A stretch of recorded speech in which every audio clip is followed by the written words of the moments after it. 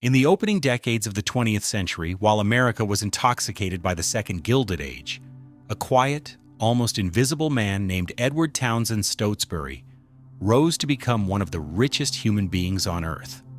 He was not a Carnegie, not a Rockefeller, not a Vanderbilt whose names already echoed like thunder. He was merely the brilliant banker behind the curtains, the silent partner of the Drexel and Morgan dynasties, the man who moved billions while the world barely noticed his face. By his 50s, he was senior partner of Drexel and Company, and when J.P. Morgan died in 1912, Stotesbury became the last living titan of America's most powerful financial empire.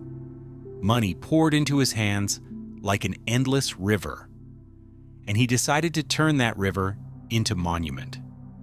In 1916, while Europe bled in the trenches of the Great War, Stotesbury quietly purchased 300 acres on the highest hill in Philadelphia's mainline countryside. He named the estate Whitemarsh Valley and declared he would build there the largest, most expensive, most flawless private residence America had ever seen. Something to make Biltmore look modest. He hired Horace Trumbauer, the architect behind the Elms and Miramar, and gave him one instruction: I don't want it merely big. I want Versailles to look like a farmhouse. The project was kept so secret that even Philadelphia society only heard whispers. No one imagined that within a few short years, an unimaginable palace would rise on that hill. 147 rooms, 45 bathrooms faced in Carrara marble shipped from Italy, ceilings 30 feet high leafed in 24-karat gold, a ballroom larger than the Hall of Mirrors, and an underground tunnel hundreds of feet long leading to an indoor swimming pool lined with semi-precious stone. The original budget was $5 million, an already staggering sum. When Whitemarsh Hall was finally completed in 1921, the final cost exceeded $100 million in 1920 money, roughly $1.6 billion in today's terms. It instantly became the most expensive private house ever built on American soil. From 1921 to 1929, Whitemarsh Hall was the dazzling center of a world ordinary mortals could only read about in gossip columns. Every weekend, private railroad cars arrived from New York and Washington carrying presidents, European dukes, silent film stars, and heirs to Standard Oil and the Pennsylvania Railroad. Parties began on Saturday evening and bled into Monday morning, with full symphony orchestras in the ballroom, rivers of Krug champagne, and gold dinner services once owned by the murdered Romanovs. Eva Stotesbury, Edward's glamorous, ambitious second wife, crowned herself the uncrowned queen of American society. She wore Empress Eugenie's pearl ropes, Napoleon III's diamond tiara, and threw masked balls that made European courts look provincial. Yet even as the Swarovski chandeliers blazed, the first hairline cracks appeared. Edward Stotesbury was 70. His health failing fast, he withdrew, leaving Eva to manage both fortune and reputation. She spent without restraint a new Rolls-Royce Phantom every year, months long buying sprees in Paris. An army of servants paid princely wages just to keep 147 rooms mirror bright. Meanwhile, on Wall Street, old friends began whispering about a bubble. In 1928, Stotesbury still boasted, "I have lived through 3 panics. Nothing can touch me." 13 months later, on Black Tuesday 1929, the market collapsed. The House of Morgan reeled. The stocks that formed the backbone of Stotesbury's personal fortune evaporated by the tens of millions in weeks. Edward Townsend Stotesbury died on May 16, 1938, at age 89, in the walnut-paneled master bedroom overlooking 28 acres of roses. He passed away unaware that he was already bankrupt. Eva Stotesbury, now 74, faced reality for the first time in her life. Drexel had been absorbed.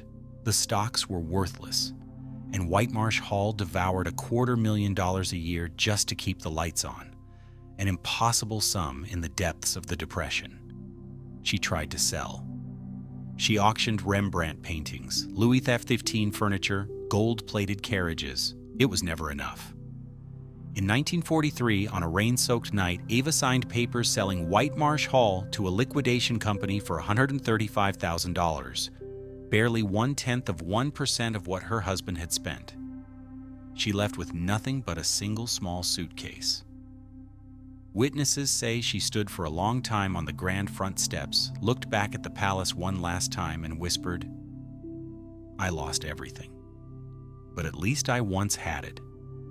The house stood empty. No one was rich enough to buy it, no one mad enough to maintain it. In 1952, a chemical company purchased the entire estate for a factory site. They had no use for a palace. Over a few months in 1960, demolition charges were laid. The ballroom where 600 guests once waltzed became rubble in 8 seconds. The 40-meter bell tower crashed, taking the gilded ceilings with it. The jade-lined indoor pool was bulldozed for truck parking. In a single night, literally one night, $100 million, 20 years of construction, and an entire American dream turned to dust. The morning after, nothing remained but a bald hill and scattered fragments of marble in the weeds. Today, if you drive along Route 309 in the Philadelphia suburbs, you will see no trace of Whitemarsh Hall. The land is split between a supermarket, a housing development, a parking lot.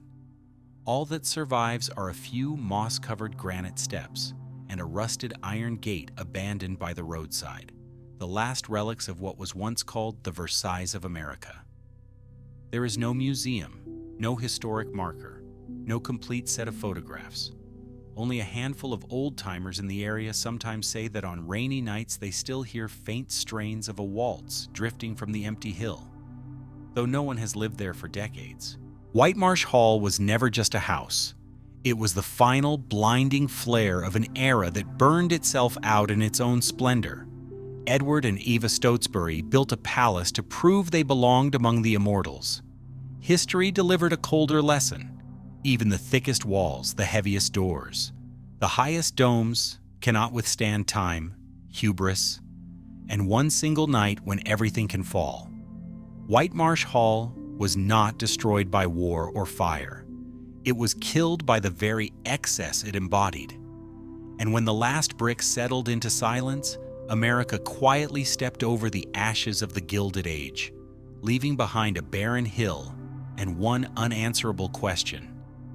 Has anyone ever truly owned forever, or are we all just renting a dream until the darkness comes?